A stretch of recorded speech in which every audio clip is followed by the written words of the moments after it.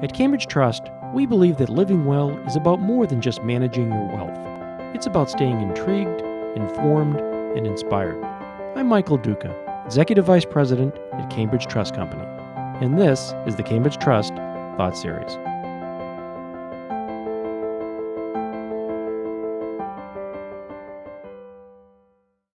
So social entrepreneurship is really about applying business disciplines to create social good. So it's using business as a force for social good, but it's also doing it in a way that's innovative and disruptive. You know, you could have a well-disciplined approach to an adoption agency or to a food bank, and these would be systems that existed and that you're sustaining and you're making more effective. But there's a notion of disruption in social entrepreneurship. So a really great example would be Teach for America, which I'm sure a lot of people have heard of. And they disrupted the whole sort of flow of talent into education by making it the cool thing to be a teacher coming right out of schools. And they really managed to be very successful at that and now place 10,000 teachers. There's 10,000 teachers a year coming from Teach for America into rural areas, urban areas, usually hard to fill slots for teaching. And that very much disrupted the way things were normally done.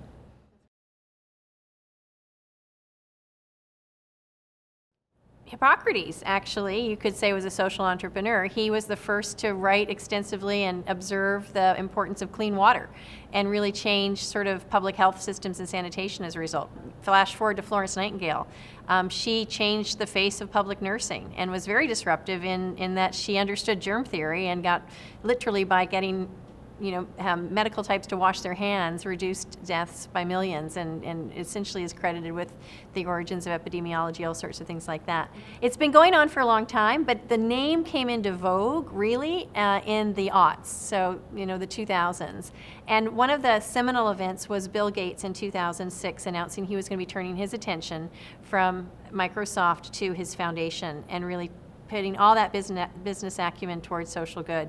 That was also the year that Teach for America became the top employer of a number of Ivy League school grads.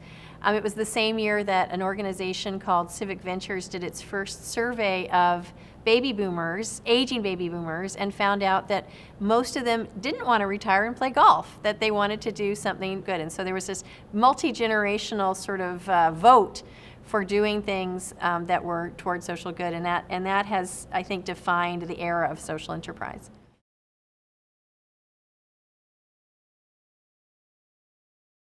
So the upside of this, flowering of social entrepreneurship is there's a lot of people doing a lot of really good things. The downside is it's actually created a very fragmented market for social good, if you will. Lots of little efforts that are making progress within their orbits, but frankly, not necessarily making huge dents against the problem they're trying to solve, because everybody's working in these small orbits. In fact, there's a census called the Great Social Enterprise Census, and they found that only, I think, 8% of the organizations had more than 100 employees, and only 20% were larger than 2 million. So lots of really small organizations. That said, there's real scope for collaboration. I think the way to move from a lot of, many flowers blooming in a field to, a tree that can shelter all is through collaboration. And one of the things that I like to talk about are the forms of collaboration that nonprofits can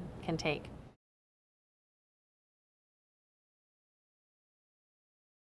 We look at something we call pathways to transformative scale. So how do you really scale the impact across a multitude of organizations?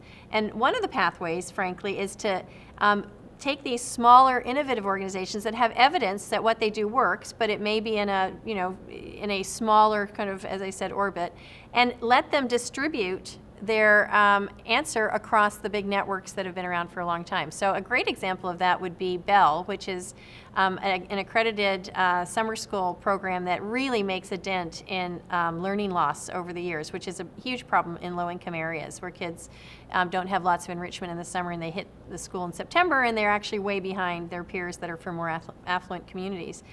So Bell has been very good at this. They've been around for almost 20 years, I think maybe 20 years, a couple decades, and but they're in maybe half a dozen cities.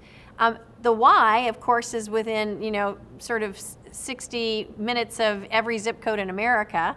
And now they have taken Bell's solution and created something called Power Scholars that they're starting to offer across the Y platform. So that's a great example of distributing, an innovative social, sort of entrepreneurial solution across an existing network. That would be one way. Another way is using technology. So you can be small, but have a technology solution that is accessible to all.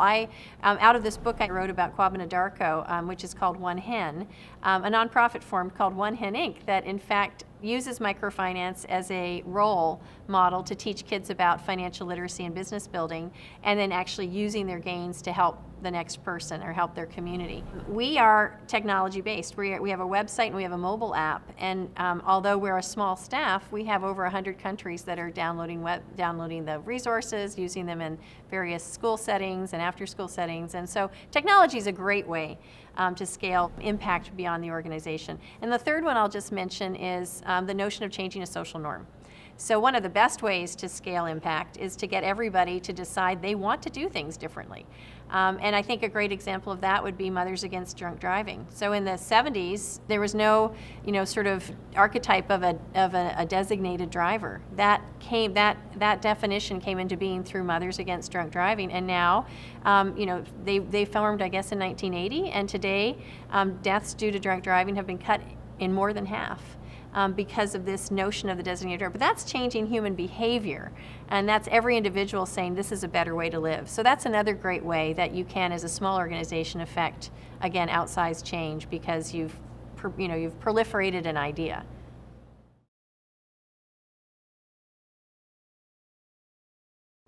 So, I get asked often, how can I get started? I want to be a contributor and I want to found a social enterprise. And I think the first question to do is ask yourself, what's your end game? So if you just think about what you want to start, chances are you'll make progress, but there'll be a huge chasm between your progress and solving the problem. But if you think about your end game, what is it that I really want to do? And what I really want to do is give poor farmers, the 75% of farmers around the world that live on 1 acre, a better shot at creating, a greater livelihood for their families and reducing the child mortality. So that's your end game. And then you structure, then you think about, well, what is it that needs to be done? Look at really the whole problem. What is it that needs to be done is the second question. And then the third question would be, what can I do that's unique? So you need to know what other people are already doing, understanding the problem and understanding, what the end game was. So those would be the three questions I'd ask myself. Thank you for joining us for this presentation of the Cambridge Trust Thought Series. For more Thought Series events, podcasts, articles, and videos, please visit cambridgetrust.com.